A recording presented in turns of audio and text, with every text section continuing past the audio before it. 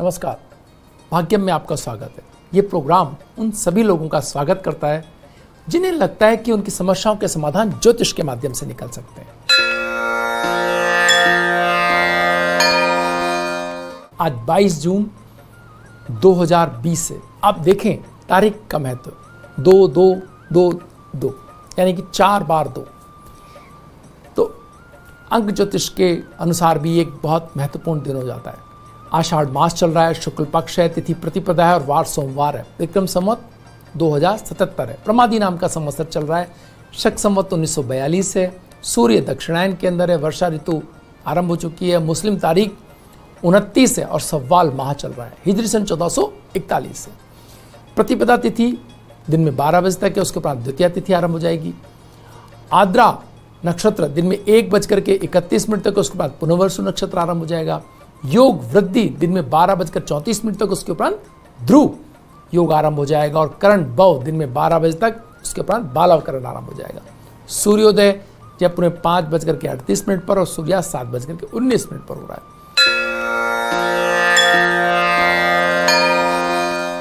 ग्रहों का गोचर भ्रमण देखें तो सूर्य मिथुन राशि में, मंगल मीन राशि में, बुध मिथुन राशि में, बृहस्पति मकर राशि में, शुक्र वृष राशि में, शनि मकर राशि में, राहु मिथुन राशि में, केतु धनु राशि में और चंद्रमा मिथुन राशि के अंदर भ्रमण कर रहे हैं।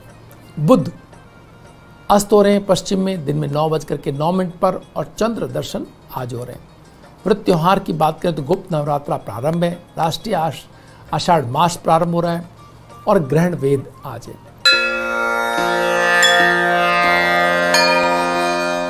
शेष चौघड़ियों की बात करें तो अमृत का चौघड़िया सूर्योदय से लेकर के 7:20 तक है।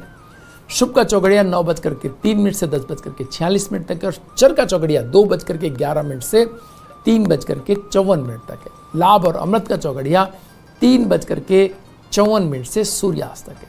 राहु काल वेला दिन में 7:30 से 9 बजे तक है। जो लोग राहु काल में शुभ कार्यों को प्रारंभ नहीं करते हैं और कार्यों को टाला जाना भी संभव ना हो तो आप सूर्य दर्शन करके, उगते हुए सूर्य का दर्शन करके आप अगर कार्य शुरू करते हैं, आरंभ करते हैं तो राहु काल के दुष्प्रभाव में कमी आ।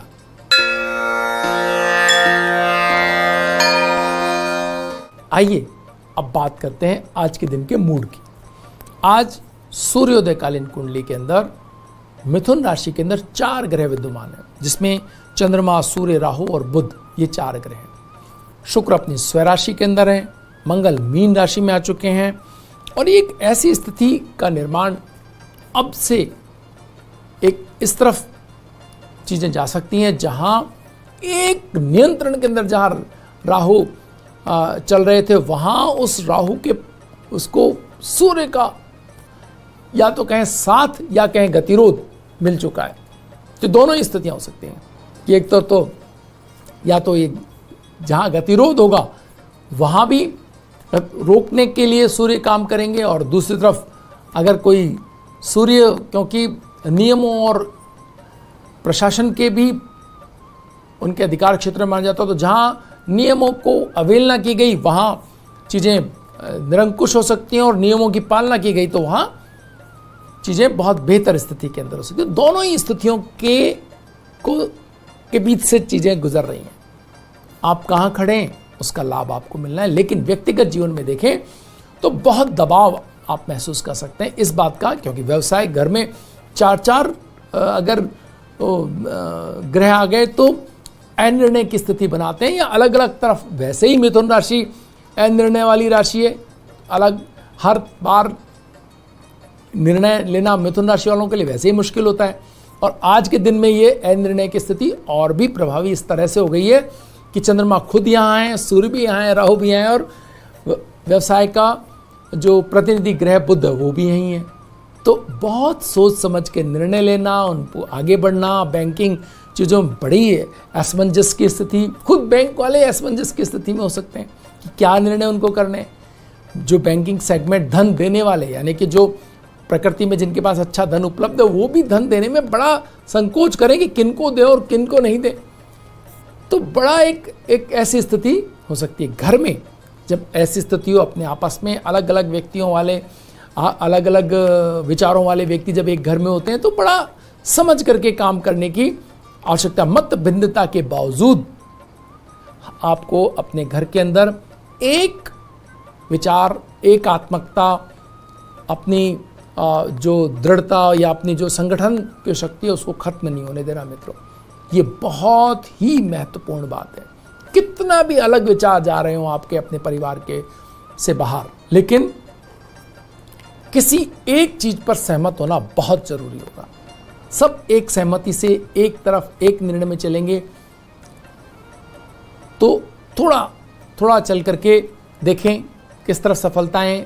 पहले एक विचार, अगर अलग अलग विचारों का प्रतिनिधित्व अलग अलग लोग कर रहे हैं तो पहले एक विचार पर काम करके देखें, सभी लोग श्रम लगाएं वहां पर, फिर वो अगर सफलता नहीं देता तो दूसरे विचार पर, और हर बार पूरे मनोयोग से कम धन के अंदर आपको संघर्ष करना है। तो ये स्थिति बहुत महत्वपूर्ण है। अगर जिन भी लोगों ने इसका पालना किया वो लाभ अर्जित करेंगे, लाभ अर्जित नहीं भी करें सुरक्षित रहेंगे। लेकिन जो लोग नियमों को तोड़ेंगे और मनमाने ढंग से आगे बढ़ने की तैयारी बिना सहमति के बढ़ेंगे तो उन्हें कुछ तनाव और समस्याएं भी आ सकती हैं। तो बहुत समझदारी और इस दिन का उपयोग ये हो सकता है कि समस्त अलग अलग विचार वाले व्यक्ति अगर साथ बैठेंगे तो भी वो कहीं ना कहीं एक मत हो सकते हैं अगर कोशिश करें, क्योंकि बृहस्पति की दृष्टि सूर्य और राहु के ऊपर है। तो कोई एक रास्ता निकलता हुआ दिखता है अगर कोई देखना चाहे तो। ये बहुत महत्वपूर्ण है। अगर नहीं देखना चाहे तो राहु की उद्दंडता और सूर्य का अधिकारवाद दोनों वहां पर अवेलेबल है। लेकिन बृहस्पति की दृष्टि अगर आप चाहें तो आपको ये अवसर प्रदान करती है कि आप चीजों को ठीक, मंगल जो बहुत ही आक्रामक ग्रह वो भी बृहस्पति के घर के अंदर है, तो थोड़ा कोशिश करने पर स्थितियां नियंत्रण में आ सकती हैं। पूरी तरह से जो अनियंत्रित स्थितियों को नियंत्रण की तरफ ले जाने की अगर किसी की मंशा हो और आपकी भी मंशा हो तो जा सकते हैं, लेकिन अनियंत्रण तो दिख रहा है, अनियंत्रण तो सामने है, अनियंत्रण की स्थितियां तो हैं ही। अब इसके ऊपर नए नियम, नई व्यवस्था, नए तरीके से, नई सोच के साथ कैसे आगे बढ़ना है ये देखने वाली बात है। सुरक्षित तौर पर जो भी इन चीज़ों की पालना करेंगे वो सफल कहलाएंगे, जो पालना नहीं करेंगे वो उनका क्या होगा वो बड़ा चिंतन का विषय है। साथ ही साथ शुक्र का स्वराशिस्थ होना, वस्त्र उद्योग अकेले, अब तो श्रृंगार और वस्त्र उद्योग को एक तरह से कहीं ना कहीं नए तरीके से देखने और उस पे आगे बढ़ने के अवसर यहाँ से दिखाई देते हैं। तो वो भी एक चीज़ है कि किस तरीके से ये सौंदर्य प्रसाधन है या इलेक्ट्रॉनिक्स है, बाकी इक्विपमेंट्स हैं, सुविधा और इन सब चीज़ों की तरफ एक कहीं ना कहीं नई नीतियाँ, नए नियम, नई व्यवस्थाएं आपको दिखाई दे सकती हैं। तो सौंदर्य का देवता अकेला अपनी स्वराशि के अंदर, ये बहुत ही अगर सामान्य स्थितियां हों तो बड़ी आनंददायी स्थिति हो सकती है। मौसम देखिए आप बाहर, अनुकूल मौसम होते धीरे धीरे अनुकूलता की तरफ बढ़ता हुआ, और उसमें शुक्र का ये हाल, तो जो प्रेम और सौहार्द और केवल उस तरफ देखना चाहें तो उनके लिए सर्वाधिक अनुकूल स्थितियां सामने हैं अगर आप उसका आनंद लेना चाहें तो। लेकिन आर्थिक चिंताएं आपको उस तरफ जाने दें, तब आपको आनंदित होने का मौका दें तो शुक्र आपके लिए पूरी व्यवस्था करके बैठे। जिनके पास संचित धन है, जिनके पास स्थितियां अच्छी हैं, बहुत ज़्यादा तनाव की स्थिति है, उन्हें तो कम से कम ये आनंद ले ही लेना चाहिए अगर उनकी पहुंच के अंदर है तो, बिना भविष्य की चिंता किए, क्योंकि भविष्य तो आप बना ही लेंगे लेकिन ये अवसर फिर नहीं आपको आएगा, ऐसा हमें मान के चलना चाहिए, और नहीं आए तो बेहतर। वक्त तो चला एक छोटे से ब्रेक का, फिर हाजिर होंगे, बने रहिए। भाग्यम।